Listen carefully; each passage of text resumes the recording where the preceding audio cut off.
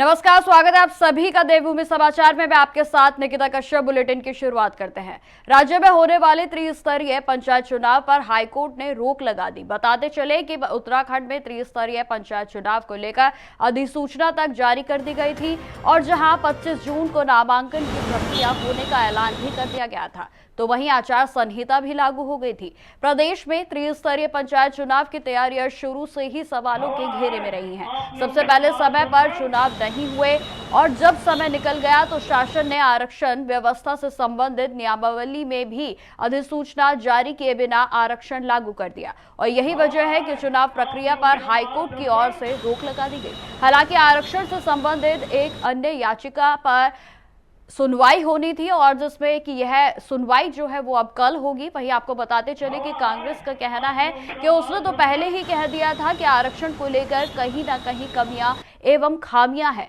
और उसी को हाईकोर्ट ने भी सिद्ध कर दिया है। सूर्यकांत धस्माना का कहना है कि आज या फिर कल हम अपने प्रभारियों की सूची को भी जारी कर देंगे और जैसे ही चुनाव की तारीख फाइनल होगी सभी दमखम के साथ चुनाव लड़ेंगे। देखिए, हम पहले दिन से कह रहे हैं कि राज्य की सरकार पंचायत चुनाव नहीं करवाना चाहती। वो साबित हुआ जब इन्होंने पहली बार प्रशासक बनाए। नहीं करवाना चाहती वो दूसरी बार साबित हुआ जब इन्होंने कार्यकाल बढ़ाया। नहीं कराना चाहती तीसरी बार साबित हुआ जब इन्होंने रोस्टर को शून्य कर दिया। आरक्षण पूरे राज्य के अंदर schedule caste, schedule tribe, OBC, महिला, सामान्य जो आरक्षण था उसका ऐसा हलवा बनाया, ऐसा घालमेल किया कि ना तो सरकार के समझ में आ रहा, ना हाईकोर्ट के समझ में आ रहा, ना राज्य निर्वाचन आयोग के समझ में आ रहा, ना लड़ने वालों के समझ में आ रहा। ऐसी खिचड़ी बना दी उसकी। आपने पूरे चुनाव को नष्ट भ्रष्ट करने की ठानी हुई है। चुनाव आप करवाना नहीं चाहते। आप चाहते थे कि लोग कचहरी जाएं, कोर्ट जाएं और लोग कोर्ट गए। कोर्ट में आपको लताड़ पड़ी। कल आपका जो चुनाव आपने अधिसूचना जारी की थी उसको कोर्ट ने स्टे कर दिया है। अब देखिए जब सुनवाई होगी, लेकिन राज्य की सरकार की नीयत चुनाव करवाने की नहीं है। खबरों में आगे बढ़ते हैं। हरिद्वार में सीडीओ आकांक्षा कोंडे ने अधिकारियों के साथ बैठक की। तो आपको बताते चले कि कलेक्ट्रेट सभागार में आयोजित बैठक में सीडीओ ने कहा कि समय समय पर मुख्यमंत्री की ओर से सीएम हेल्पलाइन में दर्ज शिकायतों के संबंध में कार्रवाई की समीक्षा की जाती रहे और साथ ही साथ उन्होंने निर्देश दिए हैं कि दर्ज शिकायतों का निस्तारण समयबद्धता के साथ शिकायतकर्ताओं से वार्ता करते हुए किया जाए। सभी विभागीय अधिकारियों को निर्देशित किया गया है कि दर्ज शिकायत पर शिकायतकर्ता से वार्ता करने के साथ ही विभाग की ओर से की गई कार्रवाई को पोर्टल पर भी अपडेट किया जाए। उन्होंने लंबित शिकायतों का निस्तारण तत्काल करने, प्रत्येक दिन पोर्टल पर दर्ज शिकायतों का अवलोकन करने के भी निर्देश दिए।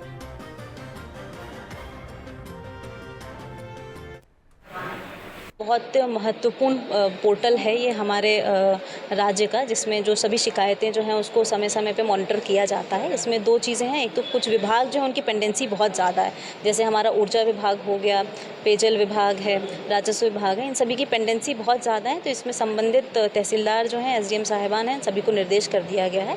उसके अलावा सीएम हेल्पलाइन पोर्टल के अंतर्गत हम व्यक्ति को कॉल भी करते हैं, जिसमें अधिकारी को स्वयं उनको कॉल करना होता है। उसमें भी कुछ विभागों की जो है वो धीमी गति दिखाई गई है उनके द्वारा और कॉल नहीं किया जा रहा है, तो उसमें भी उनको निर्देश किया गया कि कॉलिंग भी समय से करते रहें और सभी का निराकरण जो है वो संतोषजनक निराकरण करें।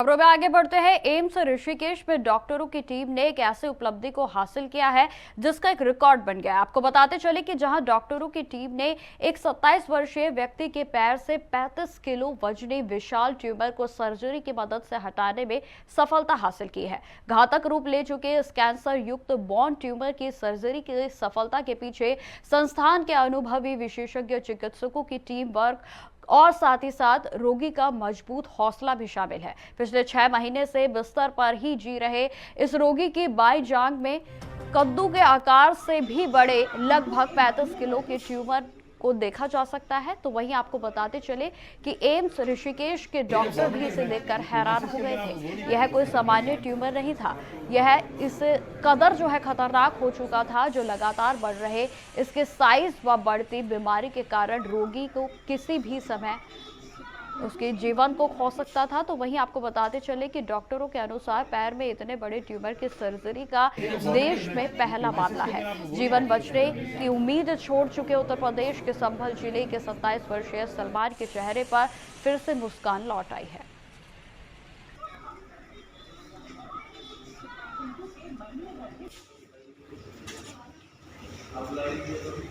जो कि एक 27 साल का नौजवान मरीज जो हमारे पास उत्तर प्रदेश से आया था, उसके जांघ में एक बहुत बड़ा ट्यूमर था। वो ट्यूमर इतना बड़ा था कि पेशेंट उसके साथ अपनी ज़िंदगी सही से ज्ञापन नहीं कर जी नहीं पा रहा था। इस इतने बड़े ट्यूमर को निकालने के लिए हमें एक ये चाहिए था कि पेशेंट पे विश्वास करें। पेशेंट कई जगह पे पहले जा चुका था, दिल्ली जा चुका था, या उत्तर प्रदेश के कई ज़िलों में जाके अपने इलाज करवा चुका था, जिसमें कि उसको कहीं भी संतुष्टि नहीं मिली। उसने हम पे भरोसा किया और हमने एक अपनी टीम डायरेक्टर मैडम के अंदर अपनी टीम बनाई, जिसमें कि हमने कार्डियक सर्जन, जिसमें डॉक्टर प्रोफेसर अंशुमन दरबारी, डॉक्टर मधुबरी वतुलिया जो प्लास्टिक सर्जन है, और एक टीम ऑर्थोपेडिक सर्जरी की अपनी टीम बनाई, जिसमें हमने टीम के साथ मिलके इस ट्यूमर को निकाला। ये ट्यूमर का आकार इतना बड़ा था, एक बड़े कद्दू के साइज़ का ट्यूमर था, जिसका हमने वज़न जब किया तो ये वज़न लगभग 35 किलो का, 34.5 किलो का वज़न निकला। आज उसका सर्जरी का ये फ़ायदा हमें मिला है कि पेशेंट अपने आप से उठ बैठ पा रहा है, खड़ा हो पा रहा है, और वो जल्दी ही यहाँ से डिस्चार्ज होने की स्थिति में आ चुका है। मुझे ट्यूमर की प्रॉब्लम थी, जो प्रॉब्लम सन 2018 से थी। मैं इधर उधर की दवाइयाँ करते करते थक गया था। मुझे फिर अब यानी सन 2025 में मुझे जो एम्स का पता मिला, मैंने जो धीरे धीरे कोशिश करने के बाद में मैं यहाँ पर पहुँचा। जैसे ही यानी ऋषिकेश एम्स में यानी मैं पहुँचा, और मैं हड्डी विभाग से मैं जो मिला, जो हड्डी विभाग में मेरे यानी डॉक्टर हैं, जो उनसे मिला, और जो है उन्होंने मुझे मेरे जो ये ट्यूमर की जो प्रॉब्लम है ये सोल्व की। मुझे उससे बहुत राहत मिली, और इस यानी रात में अब मैं पहले से बहुत ज़्यादा सुकून में हूँ। मध्य प्रदेश हाईकोर्ट की ग्वालियर खंडपीठ परिसर में बाबा साहेब डॉक्टर भीमराव अंबेडकर की प्रतिमा स्थापित किए जाने की मांग को लेकर भीम आर्मी के कार्यकर्ताओं ने हरिद्वार के कलेक्टेड भवन के बाहर जोरदार प्रदर्शन किया। तो वहीं आपको बताते चले कि बड़ी संख्या में पहुंचे कार्यकर्ताओं ने जिलाधिकारी कार्यालय के बाहर जमकर नारेबाजी करते हुए प्रतिमा स्थापना की मांग को लेकर मुख्य न्यायाधीश के नाम पर जिलाधिकारी को ज्ञापन भी सौंपा। इस मौके पर भीम आर्मी के प्रदेश अध्यक्ष महक सिंह का कहना है कि ग्वालियर हाईकोर्ट परिसर में बाबा साहेब की प्रतिमा लगाने का विरोध कुछ चुनिंदा लोग कर रहे हैं, जो दुर्भाग्यपूर्ण है। उन्होंने स्पष्ट किया है कि अगर जल्द ही ग्वालियर खंडपीठ परिसर में प्रतिमा स्थापित नहीं की गई तो यह आंदोलन पूरे देश भर में तेज किया जाएगा। उन्होंने कहा है कि बाबा साहब सिर्फ एक वर्ग के नहीं बल्कि पूरे देश के संविधान निर्माता है, और उनकी प्रतिमा लगाना न्याय और सम्मान का विषय है।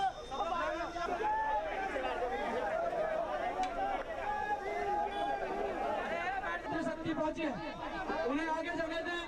अगर सच में ही आप बाबा साहब डॉक्टर अम्बेडकर साहब का सम्मान करते, कितने लोग प्रशासन का हमें कि ग्वालियर के अंदर बाबा साहब डॉक्टर अम्बेडकर साहब की प्रतिमा का कुछ लोग विरोध कर रहे हैं। कुछ चंद लोग जिनकी मानसिकता गलत है वो लोग विरोध कर रहे हैं, कह रहे हैं कि डॉक्टर अम्बेडकर साहब की जो प्रतिमा है वो हाई कोर्ट परिसर में नहीं लगने देंगे, जबकि उसमें सुप्रीम कोर्ट का जजमेंट आया हुआ है।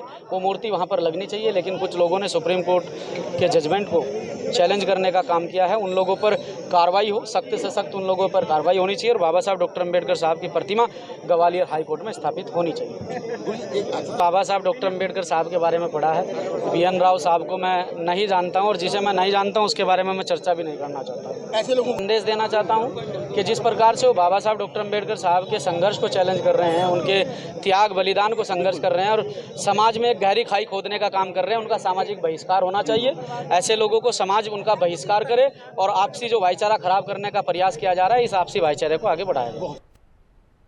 उत्तराखंड में मानसून की दस्तक समय से पहले होने के कारण ऋषिकेश में होने वाले विश्व विख्यात राफ्टिंग इस बार तय समय से सप्ताह भर पहले ही बंद हो गई है, और जिसको लेकर यहां पहुंचने वाले पर्यटक मायूस लौट रहे हैं। तो वहीं आपको बताते चले कि पर्यटक अब आगामी सितंबर माह का इंतजार करेंगे ताकि वह राफ्टिंग का लुत्फ उठा सके। तो वहीं प्रदेश में मानसून ने दस्तक दे दी है, और जिस कारण पहाड़ों में लगातार बारिश और गंगा का जलस्तर लगातार बढ़ रहा है। तो वहीं आपको बताते चले कि ऋषिकेश में गंगा में होने वाली राफ्टिंग को गंगा नदी राफ्टिंग प्रबंधन समिति के आदेश के बाद सुरक्षा की दृष्टि से एक सप्ताह पूर्व ही बंद कर दिया गया, और जिससे राफ्टिंग करने वाले पहुंचने वाले पर्यटक मायूस लौट रहे हैं। राफ्टिंग व्यवसायियों का भी कहना है कि इस बार पिछले साल की कंपैरिजन में 50% कम व्यवसाय हुआ है।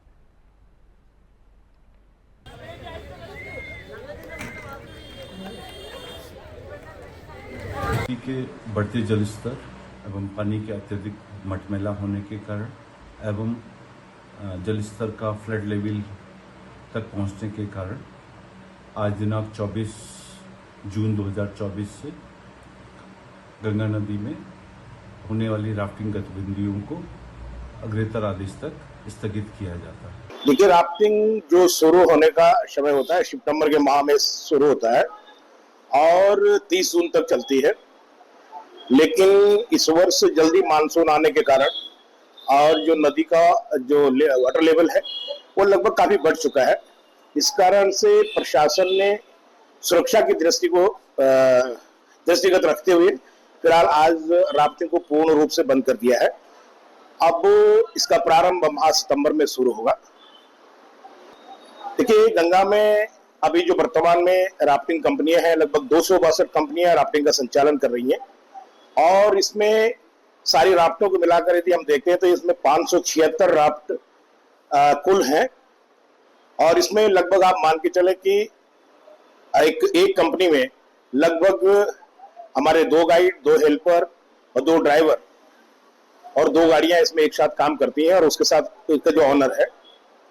लेकिन इस वर्ष मुझे लगता है कि जो पर्यटक थे, राफ्टिंग के शौकीन जो पर्यटक थे, उनकी संख्या बहुत कम रही है। राफ्टिंग के लिए आए थे यहाँ पे केदारनाथ की यात्रा के साथ में। कल केदारनाथ निकलना है, आज राफ्टिंग करनी है, अचानक बंद का आदेश मिला है, इसलिए मायूस होकर लौटना पड़ रहा है। हम केदारनाथ जाएंगे कल, आज राफ्टिंग करने के लिए आए थे, राफ्टिंग नहीं हुई हमारी आज हम बहुत ज्यादा मायूस है।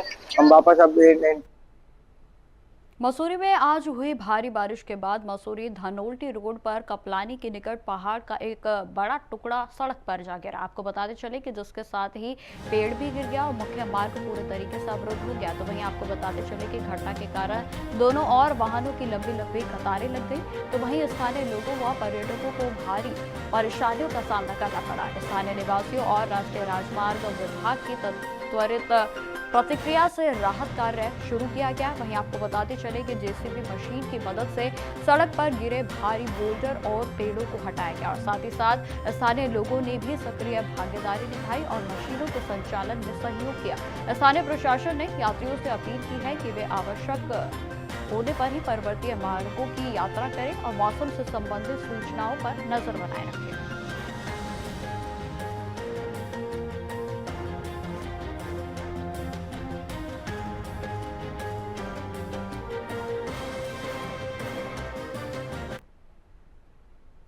अब खबर राजधानी देहरादून से है, जहां पर स्थित दून मेडिकल कॉलेज अस्पताल में जल्द ही अत्याधुनिक रोबोटिक सर्जरी मशीन की सुविधा शुरू होने जा रही है। आपको बताते चले कि अस्पताल की प्राचार्य डॉक्टर गीता जैन ने इस संबंध में जानकारी देते हुए बताया कि इस मशीन के आ जाने से गंभीर सर्जरियां प्रक्रिया और भी अधिक सटीक और कम दर्द होने वाली हो सकेंगी। तो साथ ही साथ डॉक्टर गीता ने यह भी बताया कि रोबोटिक सर्जरी की सुविधा अब तक सिर्फ बड़े प्राइवेट अस्पतालों तक ही सीमित थी, लेकिन अब आम मरीजों के लिए भी सरकारी अस्पताल में इसका लाभ मिलेगा और इससे गरीबों और मध्यम वर्गीय मरीजों को राहत मिलेगी जो अब तक महंगी निजी सेवाएं उन पर निर्भर थी।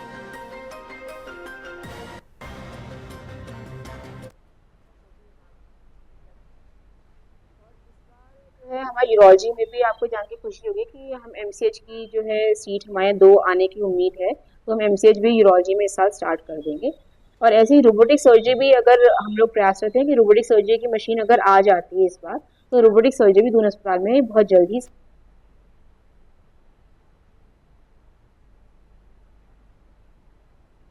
उत्तराखंड की सियासत में इन दिनों चर्चा का केंद्र बने बीजेपी के पूर्व विधायक सुरेश राठौर आज बीजेपी प्रदेश कार्यालय पहुंचे। आपको बताते चले कि जहां उन्होंने पार्टी नेतृत्व से मुलाकात कर अपना पक्ष भी स्पष्ट किया है। हाल ही में पार्टी के द्वारा जारी किए गए कारण बताओ नोटिस पर प्रतिक्रिया देने आए राठौर ने मीडिया से भी बातचीत की, जिस पर पूर्व विधायक राठौर ने कहा कि मैंने पार्टी का या फिर संगठन के खिलाफ कोई भी आपत्तिजनक बयान नहीं दिया है और जिन आरोपों की बात हो रही है वो पूरी तरह से बेबुनियाद हैं।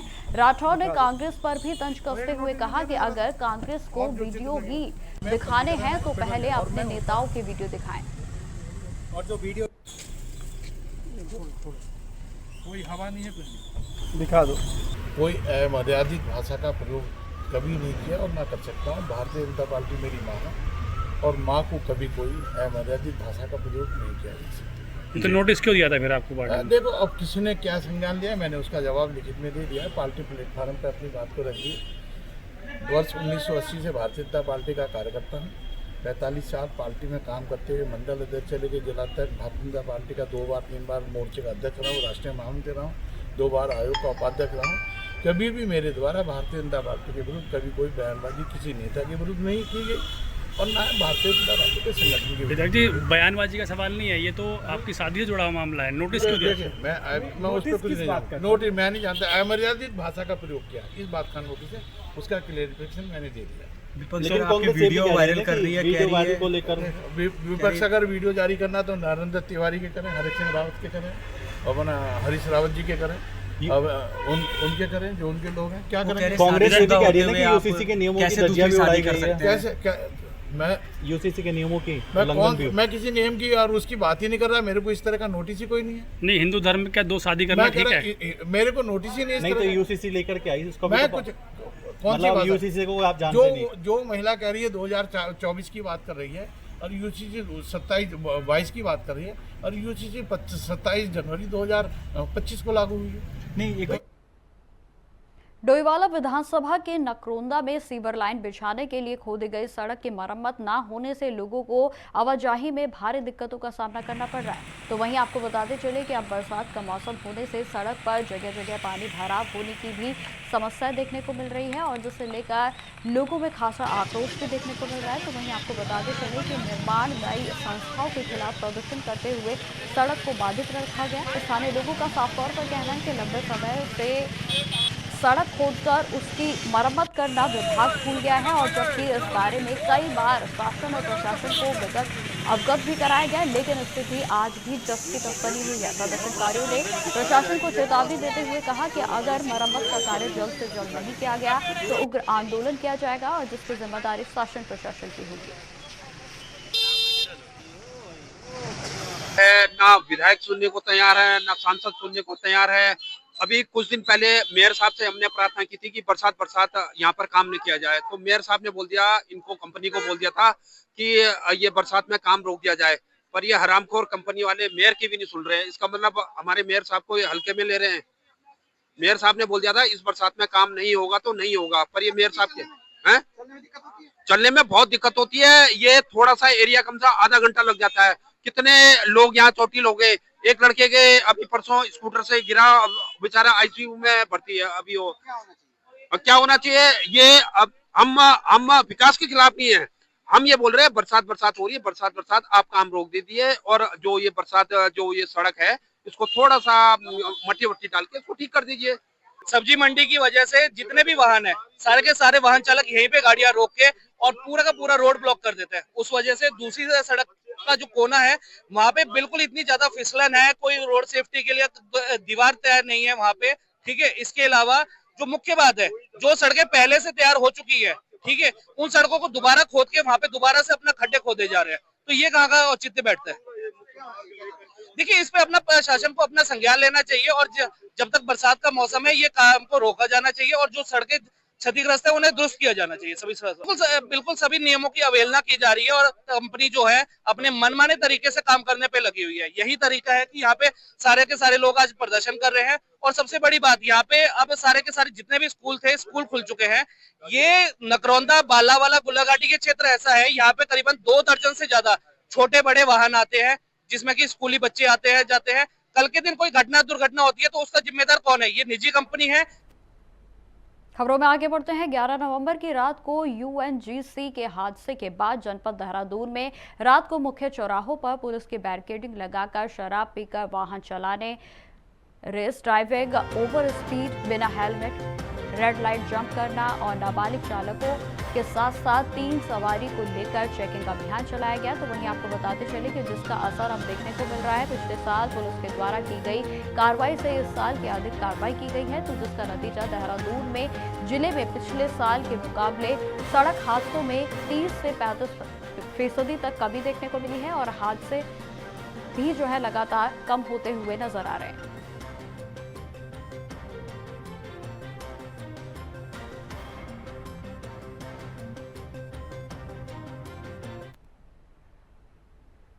विगत कुछ माह पहले जो है एक दो बड़े हादसे इंसिडेंट हुए थे जिसमें देखा गया था कि नंबर ऑफ डेथ्स अचानक से किसी एक एक्सीडेंट में ज़्यादा हो गई थी, 3 से 4 लोग की डेथ हुई और वर्तमान में भी एक दो जगह बड़े हादसे हुए।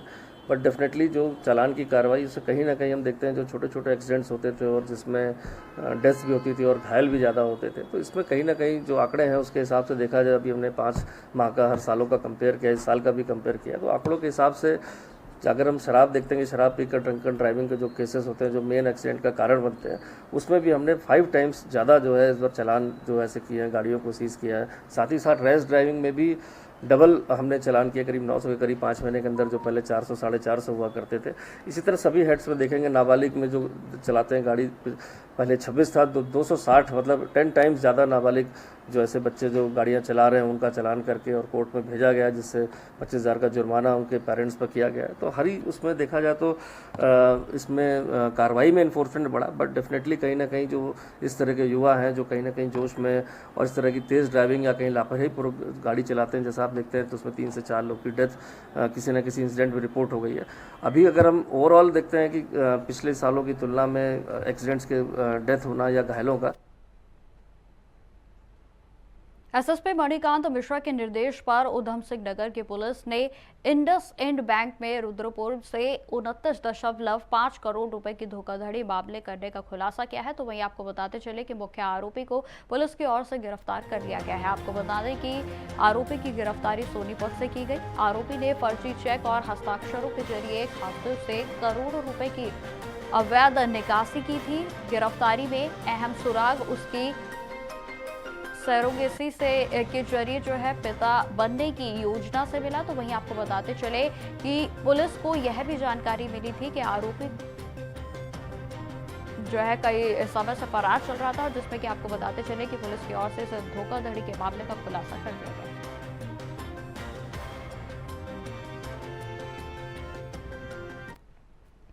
पिछले वर्ष अगस्त माह में इंडसइंड बैंक रुद्रपुर में NHAI और काला के बैंक अकाउंट से कूट रचित चेक के द्वारा लगभग 29.5 करोड़ रुपए का गबन किया गया। इस गबन के अपराध में बैंक के मैनेजर और एक अन्य अभियुक्त को पूर्व में ही गिरफ्तार कर जेल भेजा जा चुका है। कल सोनीपत से एक मुख्य अभियुक्त राम कुमार उर्फ चेयरमैन को गिरफ्तार किया गया। उसके ऊपर 25,000 रुपये का इनाम था। आज उसे न्यायालय के समक्ष प्रस्तुत किया जा रहा है और मेरे द्वारा इस गिरफ्तार करने वाली टीम को 5,000 रुपये के इनाम की घोषणा। खबरों में आगे बढ़ते हैं। उत्तराखंड में पवित्र कांवड़ यात्रा की शुरुआत 11 जुलाई से होने जा रही है। आपको बताते चले कि यात्रा को लेकर प्रशासन ने पूरे तरीके से तैयारियां शुरू कर दी हैं। तो वहीं कांवड़ यात्रा हुड़दंगियों पर पैनी नजर बनाए रखने के आदेश दिए गए हैं। तो वहीं आपको बता दें कि यात्रा के दौरान किसी भी तरह की अराजकता, उत्पाद या फिर हुड़दंग बर्दाश्त नहीं किया जाएगा। यात्रा और मेले के दौरान बड़े और हाई वॉल्यूम वाले डीजों पर भी पूरे तरीके से रोक लगा दी गई है। तो वहीं मुख्य सचिव आनंद बर्धन ने इस पर जानकारी देते हुए कहा कि अधिकारियों को समय रहते व्यवस्थाएं पूरे करने और शांति बनाए रखने के निर्देश दिए गए हैं। तो वहीं सरकार का लक्ष्य है इस बार की कांवड़ यात्रा को शांतिपूर्ण, सुरक्षित और सुगम बनाना है। हर स्तर पर सतर्कता बरती जाएगी।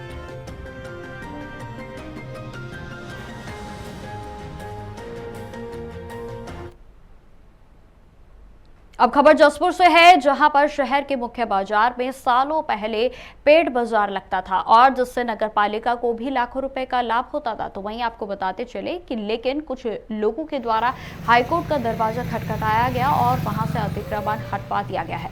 लेकिन अतिक्रमण के नाम पर पेड़ बाजार को भी खत्म कर दिया गया और जिसका खामियाजा गरीब और मजदूर लोगों को भरना पड़ रहा है। वहीं इस मामले को लेकर जसपुर विधायक आदित्य चौहान ने कहा कि जसपुर में साप्ताहिक बाजार लगता था और जिससे कई करोड़ रुपए का लाभ प्रति सप्ताह नगर पालिका को होता था और जिसके बंद होने से जसपुर पिछड़ गया है, क्योंकि लोगों ने यहां आवागमन भी पूरे तरीके से बंद कर दिया है।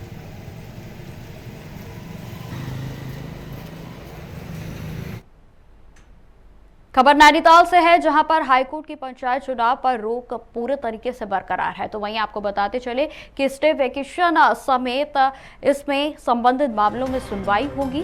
सरकार ने मुख्य न्यायाधीश के खंडपीठ के समक्ष मामले को मेंशन किया है। तो वहीं आपको बता दें कि इस मामले में सभी याचिकाओं को क्लब कर सुनवाई होगी और स्टे वेकेशन पर सुनवाई त्रिस्तरीय पंचायत चुनाव पर फिलहाल रोक लगातार बरकरार है।